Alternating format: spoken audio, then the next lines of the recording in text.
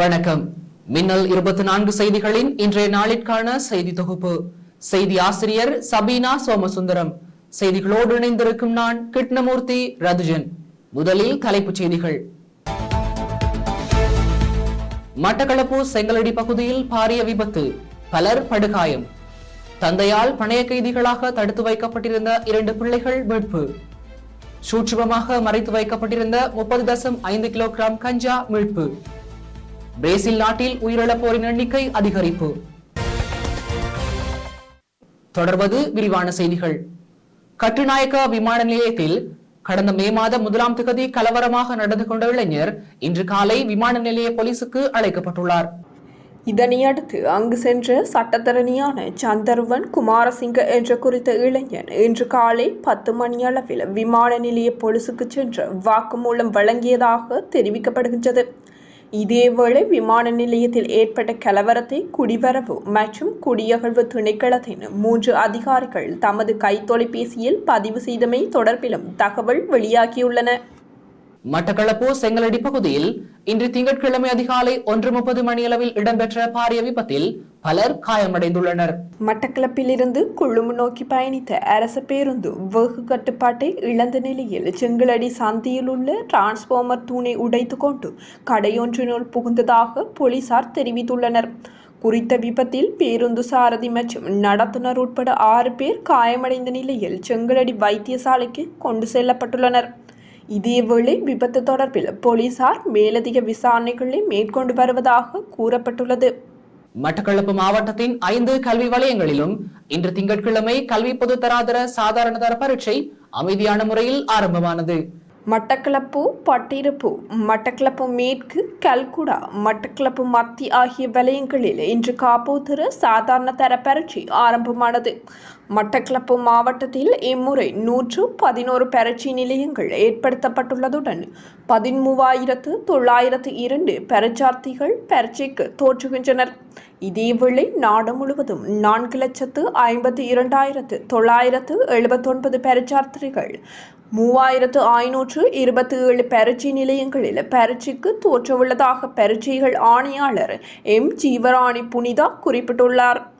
ஹங்வெல்ல பகுதியில் குடும்ப பிரச்சினை காரணமாக தமது தந்தையால் பணைய கைதிகளாக தடுத்து வைக்கப்பட்டிருந்த 2 பிள்ளைகள் காவல்துறை விசேட அதிரடி படையினரால் இன்று திங்கட்கிழமை காலை மீட்கப்பட்டுள்ளனர். 1.5 வயது ஆண் குழந்தையொன்றும் 10 வயது சிறுமியொருவருமே இவ்வாறு மீட்கப்பட்டுள்ளனர். மீட்கப்பட்ட இருவரும் சிகிச்சைகளுக்காக நவகமுவ வைத்தியசாலையில் அனுமதிக்கப்பட்டுள்ளனர். அத்துடன் குறித்த பிள்ளைகளின் தந்தை விசேட அதிரடி படையினரால் கைது செய்யப்பட்டுள்ளார். வவுனியாவில் உள்ள போலீஸ் விசேட புலனாய்வு பிரிவினருக்கு கிடைக்கப்பெற்ற ரகசிய தகவலின் அடிப்படையில் துரிதமாக செயல்பட்ட வவுனியா போதை ஒழிப்பு குற்றப்பிரிவினர் சூட்சுமமாக மறைத்து வைக்கப்பட்டிருந்த 30.5 கிலோகிராம் கஞ்சாவை கைப்பற்றியுள்ளனர். இதன்போது வடமராட்சி கிழக்கு பகுதியைச் சேர்ந்த 35, 36 வயதுடைய 2 நபர்களையும் கைது செய்துள்ளதுடன் கைது செய்யப்பட்ட நபர்களை மருதங்கணி போலீசாரிடம் பாரப்படுத்தியுள்ளனர். வவுனியா தலைமை போலீஸ் நிலையத்தின் போதைப்பொருள் ஒழிப்பு பிரிவின் பொறுப்பதிகாரி போலீஸ் பரிசோதகர் ரிஸ்வி தலைமையிலான குழுவினர் குறித்த கைது நடவடிக்கையை முன்னெடுத்துள்ளனர்.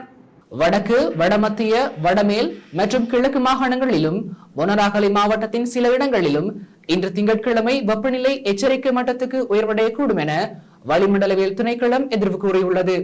குறித்த பகுதிகளில் 36 முதல் 37 பாகை செல்சியஸ் வரையில் வெப்பநிலை பதிவாகக்கூடும் என அந்த திணைக்களம் வெளியிட்டுள்ள அறிக்கையில் தெரிவிக்கப்பட்டுள்ளது. இந்த வெப்பநிலையானது 2 வாரங்களுக்கு எச்சரிக்கை மட்டத்துக்கு உயர்வடையக்கூடும் என குறிப்பிடப்பட்டுள்ளது. அத்துடன் மேல் சப்ரகமுக மற்றும் தென் மாகாணங்களின் சில இடங்களிலும் வெப்பநிலையானது அதிகரிக்கக்கூடும் எனவும் தெரிவிக்கப்பட்டுள்ளது. சம்பளம் அதிகரிக்கப்பட வேண்டும், சேவை பெறுமான கொடுப்பனவு வழங்கப்பட வேண்டும் உள்ளிட்ட பல்வேறு கோரிக்கைகளை முன்வைத்து கிரான் பிரதேச செயலக கிராம உத்தியோகத்தர்கள் இன்று திங்கட்கிழமை சுகையின விடுமுறை போராட்டத்தில் ஈடுபட்டனர். இதேவேளை நாளையும் இப்போராட்டம் முன்னெடுக்கப்படவுள்ளது. நாடளாவிய ரீதியில் உள்ள கிராம சேவகர்கள் பல்வேறு கோரிக்கைகளை முன்வைத்து நாடளாவிய ரீதியில் இன்றும் நாளையும் சுகையின விடுமுறை போராட்டத்தில் ஈடுபடவுள்ளமை குறிப்பிடத்தக்கது. கொழும்பில் 7 வயது மகனை தரையில் அடித்து பலத்த காயம் ஏற்படுத்திய தந்தை கைது செய்யப்பட்டுள்ளார். சில நாட்களுக்கு முன்பு தனது மகனை கணவர் தரையில் அடித்து காயப்படுத்தியதாக பெண்ணொருவர் கிராண்ட் பாஸ் போலீசில் முறைப்பாடு செய்திருந்தார். அந்த முறைப்பாட்டில் தனது கணவர் போதைப்பொருள் பாவனைக்கு அடிமையானவர் எனவும் போதைப்பொருள் வாங்க பணம் கேட்டு தன்னையும் பிள்ளையையும் தொடர்ந்தும் துன்புறுத்தியதாகவும் அவர் குறிப்பிட்டுள்ளார். சம்பவ தினத்தன்று தனது கணவர் பணம் கேட்டு தன்னை கொடூரமாக தாக்கியதாகவும் அருகில் வந்த தனது 7 வயது மகனை தூக்கி தரையில் கொடூரமாக தாக்கியதாகவும் அந்த பெண் போலீசாரிடம் கூறியுள்ளார். இதனையடுத்து போலீசார் சந்தேக நபரை கைது செய்ததுடன் தரையில் விழுந்து படுகாயமடைந்த சிறுவன் கொழும்பு லேடி ரிச்வே வைத்தியசாலையில் சிகிச்சை பெற்று வருகின்றார். சந்தேக நபர் போதைப்பொருள் பாவனைக்காக பல சந்தர்ப்பங்களில் போலீசாரினால் கைது செய்யப்பட்டவர் எனவும் தெரிவிக்கப்படுகின்றது. நீதிமன்றில் முன்னிலைப்படுத்தப்பட்ட சந்தேக நபரை எதிர்வரும் 16ஆம் திகதி வரையில் விளக்கமறியலில் வைக்குமாறு கொழும்பு மேலதிக நீதவான் உத்தரவிட்டுள்ளார். பண்டாரவளை உடுகல்பத்த பகுதியில் மோட்டார் சைக்கிள் ஒன்று காருடன் மோதி விபத்துக்குள்ளானதில் வெளிநாட்டு சுற்றுலா பயணி ஒருவர் காயமடைந்துள்ளதாக போலீசார் தெரிவித்தனர். டேனிலி யா என்டெல் வயது 67 என்ற அமெரிக்க பிரஜையே இவ்வாறு காயமடைந்ததாக போலீசார் தெரிவித்தனர். இச்சம்பவத்தினால் அவரது வலது காலில் ஏற்பட்ட காயம் காரணமாக தியத்தலாவை ஆதார வைத்தியசாலையில் அனுமதிக்கப்பட்டு மேலதிக சிகிச்சைக்காக பதுளை போதனா வைத்தியசாலைக்கு மாற்றப்பட்டு அங்கு அவர் சிகிச்சை பெற்று வருவதாக வைத்தியசாலை வட்டாரங்கள் தெரிவிக்கின்றன. இது தொடர்பான மேலதிக விசாரணைகளை பண்டாரவளை தலைமையக போக்குவரத்து போலீசார் மேற்கொண்டு வருகின்றனர். நாட்டில் இன்றைய தினம் அமெரிக்க டாலர் ஒன்றின் கொள்முதல் பெறுமதி 292 ரூபாய் 7% பதிவாகியுள்ளது.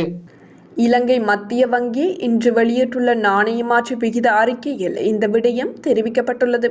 கடந்த வெள்ளிக்கிழமை அமெரிக்க டாலர் ஒன்றின் கொள்முதல் பெறுமதி 292 ரூபாய் 12% காணப்பட்டது. அத்துடன் இன்றைய தினம் அமெரிக்க டாலர் ஒன்றின் விற்பனை பெறுமதி 302 ரூபாய் 30% பதிவாகியுள்ளது. கடந்த வெள்ளிக்கிழமை அமெரிக்க டாலர் ஒன்றின் விற்பனை பெறுமதி 301 ரூபாய் 90% காணப்பட்டது. இலங்கை ரூபவாகினி கூட்டுத்தாபனம் AI தொழில்நுட்பத்தை பயன்படுத்தி 2 செய்தி வாசிப்பாளர்களை செய்தி வாசிக்க செய்துள்ளது. இது உள்ளூர் ஊடகத்தில் முக்கியமான மைல்கல்லாக அமைந்துள்ளதாக கூறப்படுகின்றது. பிரபல சிங்கள மொழி செய்தி வாசிப்பாளர்களான சமிந்த குணரத்ன மற்றும் நிஷாதி பண்டாரநாயக்க ஆகியோர் செயற்கை நுண்ணறிவு தொழில்நுட்பத்தை பயன்படுத்தி செய்தி வாசிக்கும் வகையில் வடிவமைக்கப்பட்டுள்ளது. ஞாயிற்றுக்கிழமை இந்த செய்தி வாசிப்பாளர்களின் அறிமுகம் நடந்துள்ளது. நாட்டில் சிங்கள மொழியில் செயற்கை நுண்ணறிவு தொழில்நுட்பத்தை அதாவது AIயை பயன்படுத்தி செய்தி ஒளிபரப்பப்பட்டது இதுவே முதல் முறையாகும். தொடர்வது வெளிநாட்டு செய்திகள். வியட்நாம் நாட்டில் ஏரியில் லட்சக்கணக்கான மீன்கள் இறந்து மிதப்பதாக சர்வதேச ஊடகங்கள் தெரிவிக்கின்றன. சுட்டெரிக்கும் வெப்பத்தால் கடுமையாக பாதிக்கப்பட்டுள்ள தெற்கு வியட்நாமில் உள்ள 300 ஹெக்டேர் பரப்பளவை கொண்ட சாங்மே ஏரியிலேயே இவ்வாறு மீன்கள் இறந்து மிதக்கின்றது. 2024ஆம் ஆண்டின் தொடக்கத்தில் ஏரியை நிர்வகித்து வரும் நிறுவனம் மீன்களுக்காக கூடுதலாக தண்ணீரை திறந்துவிட திட்டமிட்டிருந்ததாகவும் ஆனால் அதிகப்படியான வெப்பத்தால் தண்ணீரின் அளவு வெகுவாக குறைந்து மீன்கள் அதிகளவில் இறந்துவிட்டதாகவும் அங்குள்ள ஊடகங்கள் செய்தி வெளியிட்டுள்ளன. பிரேசிலில் உள்ள கிராண்டே சுல் மாகாணத்தில் பெய்து வரும் கனமழையினால் ஏற்பட்டுள்ள வெள்ளம் காரணமாக உயிரிழப்போரின் எண்ணிக்கை அதிகரித்து வருகின்றது.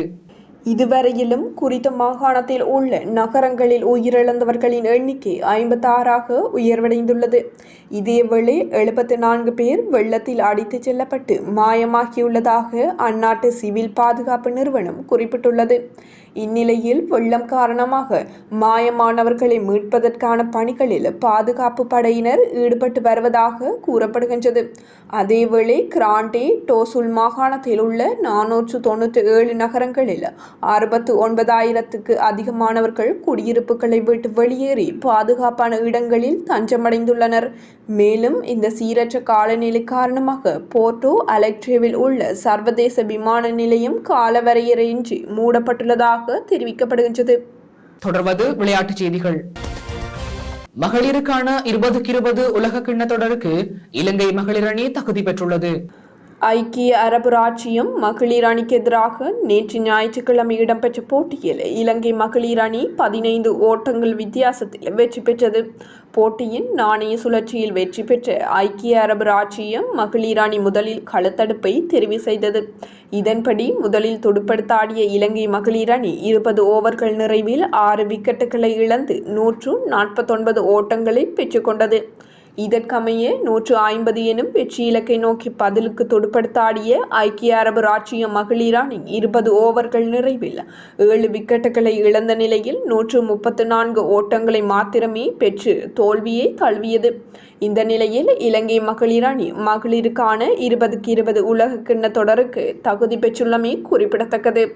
இந்தியன் பிரீமியர் லீக் 20-20 கிரிக்கெட் தொடரின் 55வது போட்டி இன்று இடம்பெறவுள்ளது. குறித்த போட்டியில் மும்பை இந்தியன்ஸ் மற்றும் சன்ரைஸ் ஹைதராபாத் ஆகிய அணிகள் மோத உள்ளன. இந்த போட்டி இன்று இரவு 7:30க்கு ஆரம்பமாக உள்ளது. இத்துடன் இன்றைய நாளிற்கான எமது செய்தி தொகுப்பு நிறைவடைகின்றது. தொடர்ந்து வார நாட்களில் மாலை 6 மணிக்கு எமது செய்திகளை எதிர்பாருங்கள். மேலதிக செய்திகளை பார்வையிட www.minnal24.com என்ற எமது இணையதளத்திற்குள் பிரவேசியுங்கள். நன்றி.